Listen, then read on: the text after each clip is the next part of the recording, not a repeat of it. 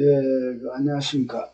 나는 예전에 종합 격투기 도장을 하면서 제자들에게 무술, 격투기를 가르칠 때도 이 막걸리를 이게 하면서 했습니다. 유자가 부드러운 유자거든. 부드럽게 하는 것이고. 또 우리가 싸움이라는 것은 사실은 이렇게 술을 마셨을 때 일어나기 때문에 술을 마셨을 때 자기의 어떤 그 신체를 어느 정도 통제할 수 있는가. 싸움을 안 해야 되죠. 집에 돈이 있건 없건 싸움을 하지 않고 육도 삼약이나 36개를 보면은 왜 그 도망가는 게 좋으냐 하면은 그것이 싸움을 거는 상대방과 싸움을 받아들이는 사람에게 서로가 좋은 것입니다. 서로의 어떤 육체적으로나 정신적으로 상처가 나지 않는 선에서, 그래서 결국엔 이제 화해라는 것들, 이 갈등의 요인을 이제 최소화하거나 없애는 것, 이런 것이 중요합니다. 그래서 이제 싸움이 일어나는 상황이 이제 술을 마셨을 때 싸움이 자주 일어나는데, 술을 마시면은 객기가 발동을 하고 그 객기를 자기 에너지 분출을 분노라든가 정오의 감정이나 자기를 드러내고 싶어하는 이런 그 욕망의 발현을 어느 정도 자기가 통제할 수 있느냐를 시험하기 위해서 그 자율성을 높이고 강화하기 위해서 운동을 하는 것입니다. 운동의 궁극적인 목적은 자기 수양이 향해져 있습니다. 자기 통제, 자기를 얼마만큼 자율적으로 조절하느냐, 자기 욕망을 억제하느냐, 이것이 이제 운동의 목적이죠. 오늘 운동을 하려는 것이 아니고 그 유럽의 역사와 그 프랑스 역사와 프랑스 철학의 특징은 어떤 것인가, 프랑스 문학의 특징은 어떤 것인가, 같은 유럽에 살아도 이탈리아 문학의 특징, 이탈리아 철학의 특징, 프랑스 철학의 특징, 유럽 철학의 독일 철학의 특징, 영국 철학의 특징이 다릅니다. 자, 우리가 이제 서유럽, 남부 유럽을 얘기하면은, 자, 영국 철학의 특징은 경주의적이고, 영국 역사는 점진적으로 발전해 오는 역사고, 프랑스는 뭔가 합리적이고 명정하고, 노르망디 해안에 가면은 그 태양이 빛나듯이 까미 메르소가 그 뜨거운 햇빛을 보고, 너무 밝은 햇빛을 보고 아랍상인을 죽였다는 이런 그 메르소의 이방인의 작품이 있듯이 뭔가 콘크리트,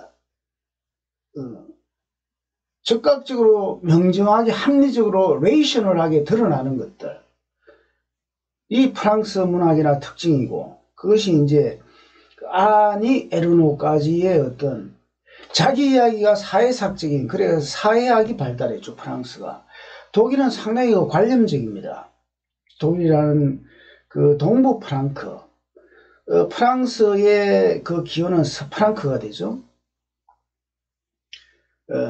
독일 같은 경우는 이제 동프랑크에 이제 위치해 있는 그런 이제 상당히 관념적입니다. 해겔 철학.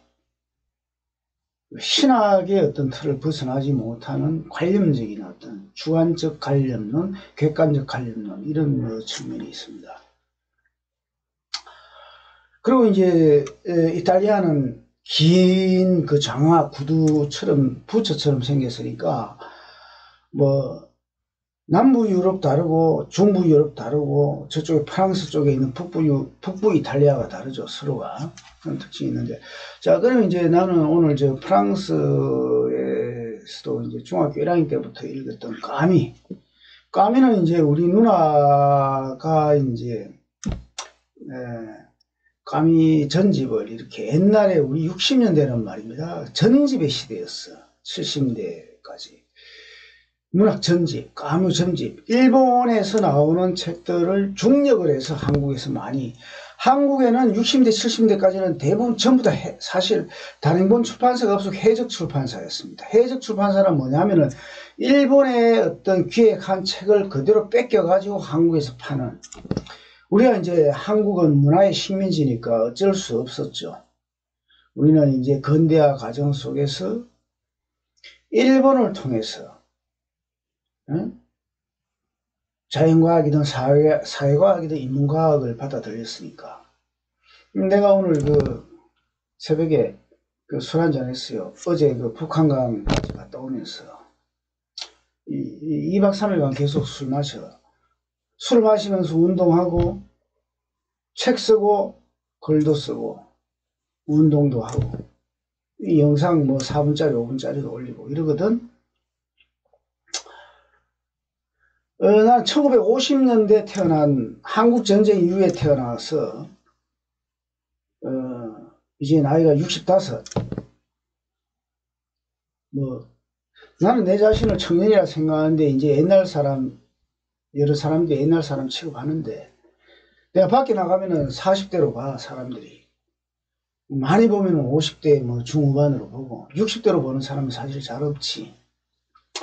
어쨌든 뭐 나의 젊음을 이야기하자는 것이 아니고, 내가 그 중학교 1학년 때 까미 문학을 정말 좋아했어. 까미 문학의 특징이 뭐냐? 까미는 인생이 정말 그 사랑을 하고 연애를 하고 치열하게, 그 알제리 식민지, 프랑스의 식민지가 저 북아프리카 알제리 있잖아. 알제리에서 태어나서 그 상당히 그 개인적인 컴플렉스가 있지. 아무래도 피부가 가무잡잡하고 혼혈하겠지. 이제 알제리 식민지 전쟁을, 알제리가 까미가 태어났는데 그곳이 그 프랑스의 식민지야. 그러니까 사르트르하고는 다르지. 사르트르는 프랑스의 부르주아 집안에서 태어났지. 일테면은 그 금수저야. 사르트르와 부부아르는. 그런데 까미는 뭐야? 흑수저야. 흑수저도 못 돼. 어쩌면 식민지, 알제리 식민지, 아프리카, 북아프리카 식민지에서 태어났으니까. 그러니까 그 까미는 문학적인 면이 있고 철학적인 면이 있어. 왜 철학적인 면이냐? 부조리의 철학. absurdity. 인생이라는 것은 사실은 부조리한 측면이 있잖아. 게으르기 25시. 나의 삶이라는 것이 어느 날 갑자기 이상하게 왜곡이 되고, 나의 진실을 사람들은 몰라주고, 사기꾼을, 이재명 같은 사기꾼을 진짜로 알고 찍고, 뭐 이런 이 문재인 같은 그 사기 치는 친구들을 진짜로 알고 찍고, 뭐 이런 여러 가지 현상들이 사실 없어도 불합리하다고, 부조리하다고, 삶이 부조리해요. 이런 것들. 정의가 과연 이 사회에 실현되느냐? 그렇지 않아. 그래서 이런 어떤 인간의 어떤 현실 리얼리티를 문학에서 추구를 했다고. 그래서 크게 보면 이게 사실은 리얼리즘이라고. 이게 까미의 문학 작품이 그 프랑스 문학의 특징이 그거야. 나의 개인적인 얘기를 하면서 그것이 사회학이 되는 것이지. 그래서 그것이 오토바이오, 오토소시오, 자서전이 소시오적인, 소셜리즘, 사회주의, 사회적인 바이오그라피가 되는 거지. 나의 자서전과 사회학적인 보고 관찰이 같다는 거야. 사르트르나 까미나 동시대 사람으로서 프랑스 공산당에는 처음에는 가입했지. 젊을 때야 뭐 사회주의 좋아하잖아. 까미는 이제 그 전생애가 그 자유라는 문제를 깊이 파고들었어. 자유. 사실은 사회주의든 자본주의 체제든 결국에 추구하는 것이 인간의 자유거든. 그래서 이제 그런데 자유를 깊이 파고드는 동시에 니힐, 무엇인가 이게 뭔가 부정되는 거야. 부정할 수가 없어. 자기 부정. 그러니까 그 니체에 대해서, 독일의 그 니체도 자기 부정 정신이 있듯이 까메에게도 자기 부정 정신이 있는 거야. 자기에게 솔직하고 정직한 친구라는 것이지. 까무는 2개로 10개 정도로 쪼개서 이야기했다. 다음에 오케이.